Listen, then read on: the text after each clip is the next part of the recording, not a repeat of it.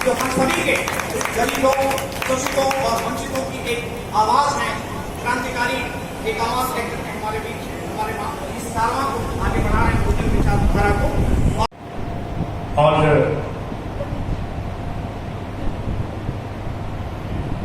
अपनी जनता पार्टी के प्रोग्राम में चल रही संविधान सम्मान जनता यात्रा के मूल आगमन पर आयोजित इस कार्यक्रम की बैठक में आए हुए सभी समाज साथियों, भाइयों बहनों और यात्रा में साथ में चल रहे भाई विद्रोही गणपत राम मौर्य जी, हमारे दूसरे राष्ट्रीय उपाध्यक्ष सुप्रीम कोर्ट के रुके भाई शाहरुख खान साहब जी, हमारे राष्ट्रीय महासचिव भाई दिलीप चौधरी जी,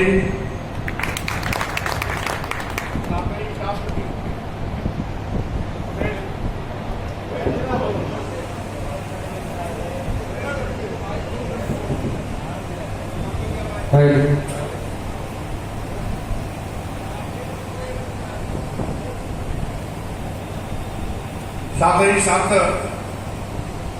अपनी जनता पार्टी के प्रदेश अध्यक्ष गौरी सुभाष चंद्र जी, अपनी जनता पार्टी युवा मोर्चा के राष्ट्रीय अध्यक्ष पूर्व विधायक भाई ब्रजेश प्रजापति जी,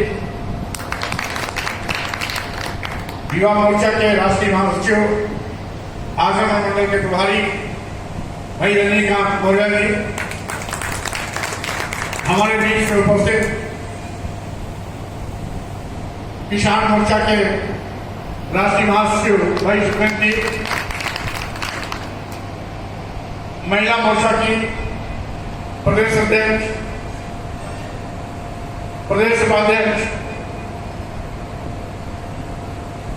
श्रीमती अनिता मौर्य जी, हमारी महिला मोर्चा की प्रदेश उपाध्यक्ष सुशीला वर्मा जी,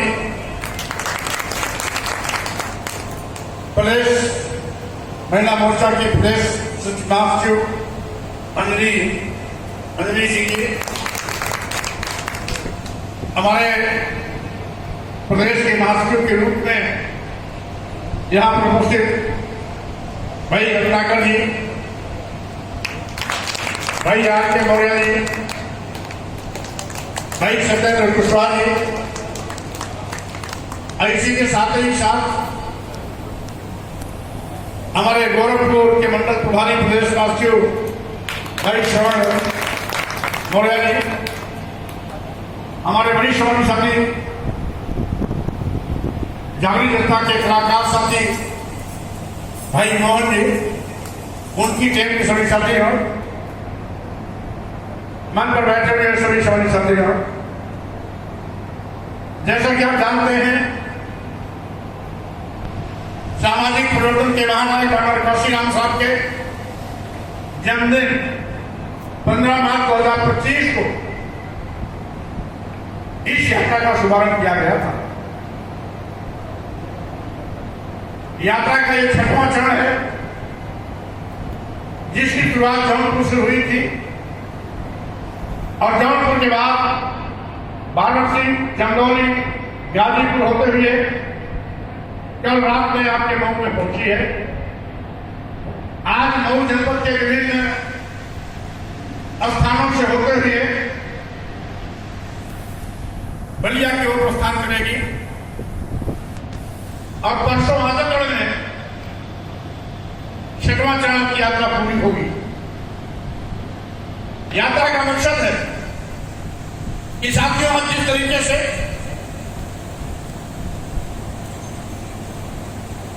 भाजपा की जबरदस्ती सरकार पूरी तरीके से प्राप्त हुई है,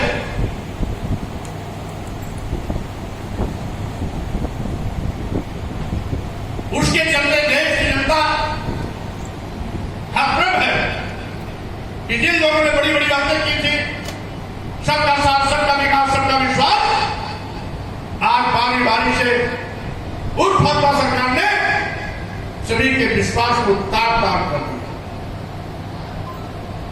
सभी के विश्वास का गला घोट दिया। सरकार की गलत नीतियों से देश के करोड़ों नौजवान बेरोजगार हो गए।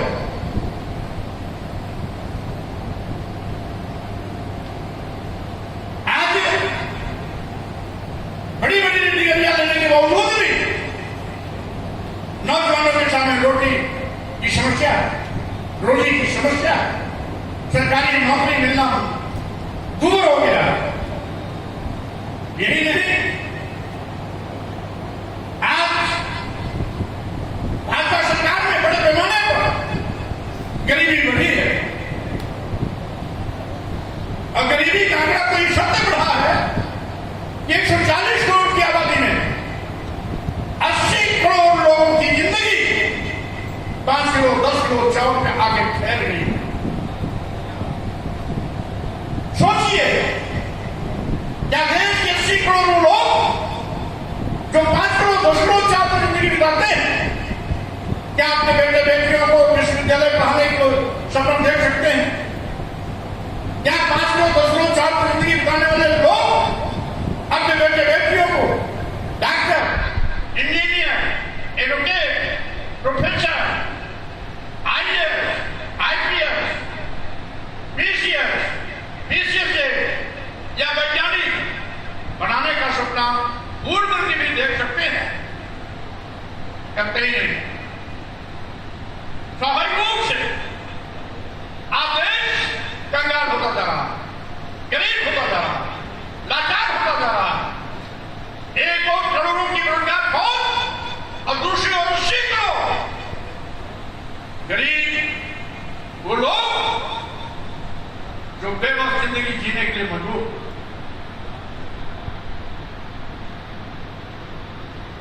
महंगाई आसमान पर, आम लोगों का जीना तो बहुत था।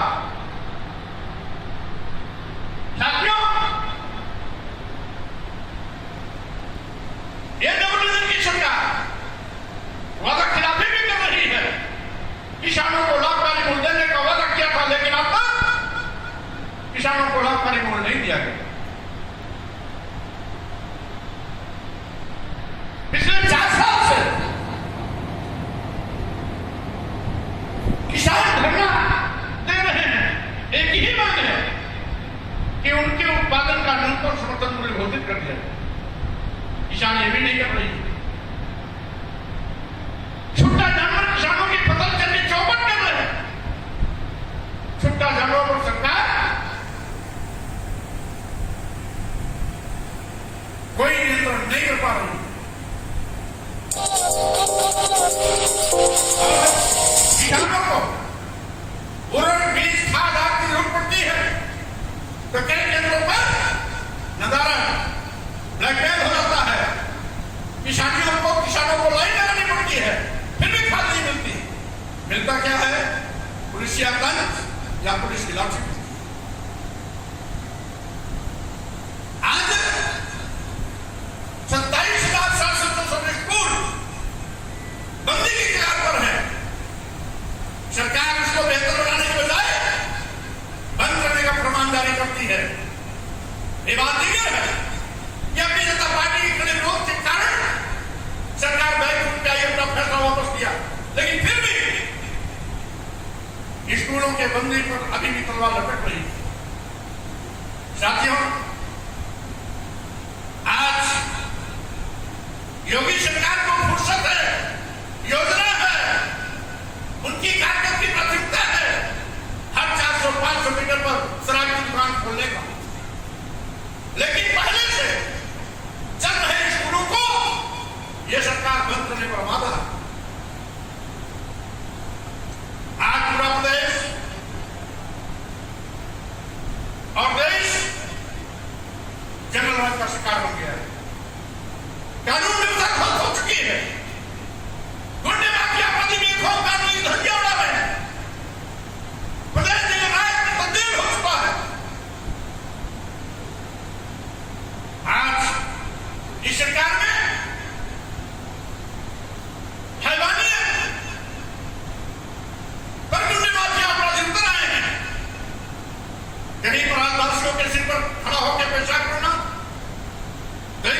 संसदीय मजबूत का लेख करना, आए गए दिन दलितों, आदिवासियों, पिछड़ों के नौजवानों की हत्या करना, बैंक बेटियों को बलात्कार का शिकार बनाया जाना, आज की सरकार की उपलब्धि। यही नहीं,